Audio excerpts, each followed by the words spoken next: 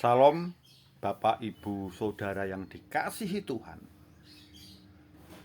Pada pagi hari ini saya akan sedikit membahas tentang dua problema kita yang sering membuat iman kita meredup. Kita akan membahas dua pasal dari kitab Ayub, yaitu pasal 1 dan pasal 2. Di situ diterangkan bahwa Nabi Ayub atau Ayub itu orang yang baik, saleh, takut apa akan Tuhan. Segala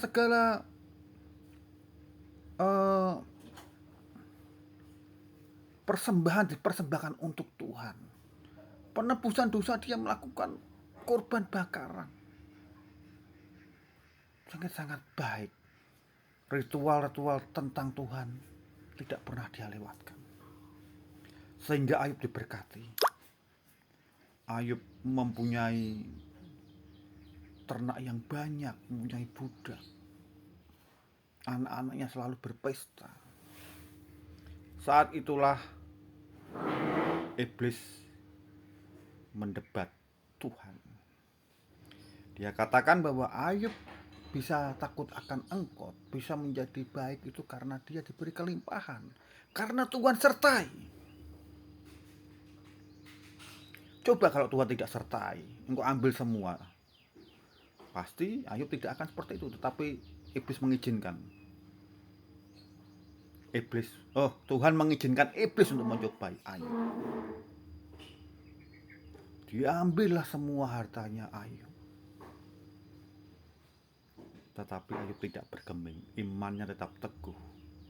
Prinsip dia, dulu saya datang ke dunia, dilahirkan tidak membawa apa-apa. Sekarang pun tidak membawa apa-apa, itu wajar. Ayub tetap percaya, Ayub tetap bersyukur kepada Tuhan. Di pasal 2 dikisahkan juga, iblis kembali berbicara kepada Tuhan. Ayub masih menyembah Engkau karena dia diberi kesehatan, masih sehat, masih kuat. Kembali Tuhan mengizinkan iblis untuk mencobai Ayub. Dikasih suatu penyakit yang sangat berat, hingga untuk menggaruk saja dia pakai beling. Sampai istrinya bilang, apakah engkau masih menyembah Tuhanmu dengan keadaanmu seperti itu? Iman Ayub tidak bergeming. Dia katakan kepada istrinya, kamu jangan bicara seperti orang gila. Dia tetap percaya menyembah Tuhan. Iman Ayub sungguh luar biasa. Ya, goncangannya adalah goncangan ekonomi dan goncangan sakit penyakit. Begitu juga kita. Seringkali kita mengalami seperti itu. Ketika kita berlimpah, kita masih bisa menyembah Tuhan, bersorak-sorai. Tetapi kita akan mengeluh kepada Tuhan saat ekonomi kita terguncang. Ketika kita dikasih kesehatan, kita bisa bersorak-sorai, berdiri, bertepuk tangan, menyembah Tuhan.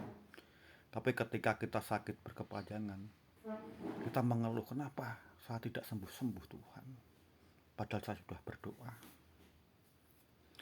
Dari kasus Ayub kita belajar, Tuhan mengizinkan iblis mencobai Ayub karena Tuhan tahu kekuatan Ayub. Segala cobaan pada Ayub dan pada kita itu atas pengetahuan Tuhan. Tuhan tahu bahwa cobaan itu jangan melebihi kekuatan kita. Tuhan sertai di situ. Jadi setiap yang kita alami sesuatu yang tidak enak, sesuatu musibah, sesuatu yang kita anggap musibah, itu Tuhan masih berserta kita. Tuhan tidak akan melepaskan kita, membiarkan kita mendapat cobaan yang melebihi kekuatan kita. Jika kita tetap percaya, jika kita tetap bersyukur kepada Tuhan, cobaan itu pasti berlalu. Ketika cobaan itu sudah mencapai batas kekuatan kita, tangan Tuhan akan bekerja. Tuhan akan lepaskan semua. Jadi kita harus tetap percaya kepada Tuhan saat keadaan kita tidak baik-baik saja. Keadaan kita tidak baik-baik saja, kita harus tetap percaya kepada Tuhan. Karena Tuhan itu tetap sertai kita. Dan ketika kita tetap percaya, semua akan dilalui.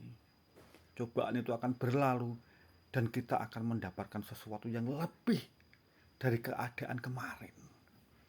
Tuhan akan memberikan kita anugerah yang lebih besar. Tapi satu hal, ketika dikembalikan kepada Tuhan, mindset kita harus segalanya untuk Tuhan. Segala tindak lanjut kita, tindak tanduk kita, segala yang kita lakukan harus untuk memuliakan nama Tuhan. Karena Tuhan itu baik. Segala yang kita alami, sesuatu yang tidak enak, itu masih dalam penyertaan Tuhan. Jadi tidak hanya ketika kita berlimpah itu Tuhan menyertai, tetapi ketika kita tidak baik-baik saja Tuhan juga menyertai. Salam, Tuhan Yesus memberkati.